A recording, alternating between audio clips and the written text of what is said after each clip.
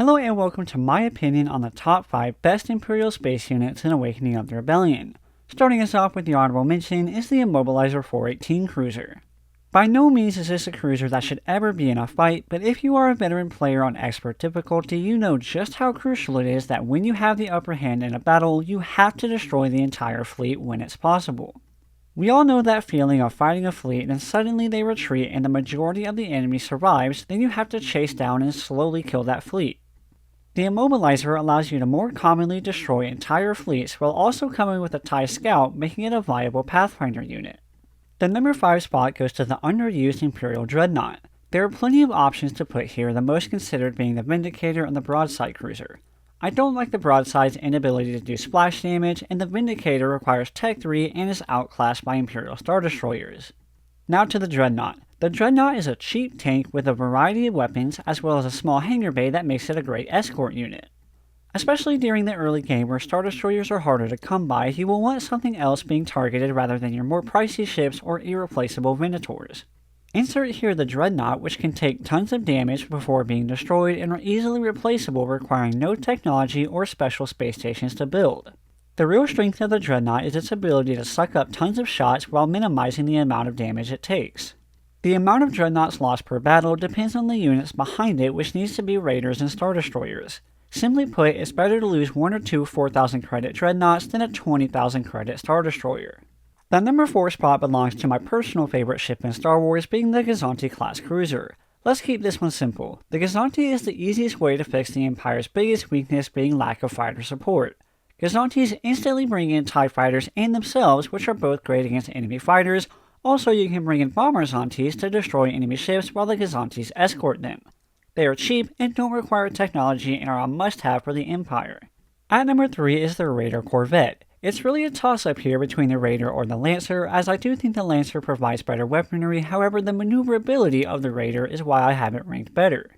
However, obviously you can just have a combination of the two units. The Raider is the perfect unit to take down enemy fighter squadrons en masse, while also being very hard to kill and requiring very little micromanagement. The only management required is to make sure that the Raiders are close enough and in range of the enemy fighters.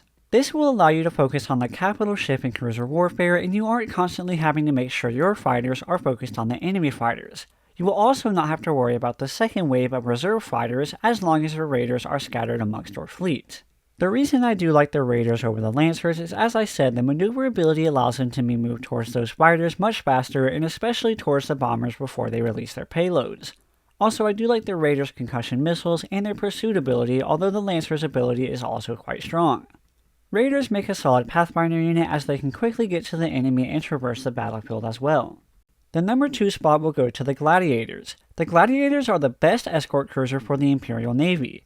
They have plenty of health, a huge variety of weapons, and a large immediate hangar bay. As an escort ship, you want it to be able to counter the weaknesses of the ships they are escorting.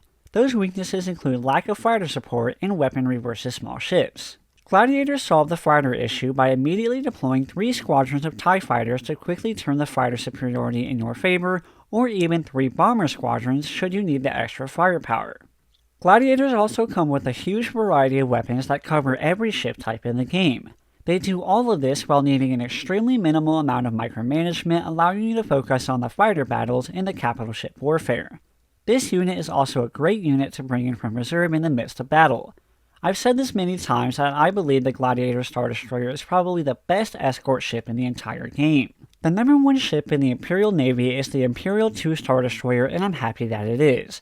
The Imperial 2 Star Destroyer is the ship-of-the-line capital ship for the Imperial Navy that is a clear upgrade to its previous prototypes. This Star Destroyer is the perfect mix of hard to kill and killing hard. It has enough health to survive any of the small skirmishes or battles against just space stations, and although they do die often in major battles since the AI tends to focus them down, the good thing about them is that they are certainly going to be bringing down a few ships when they are destroyed.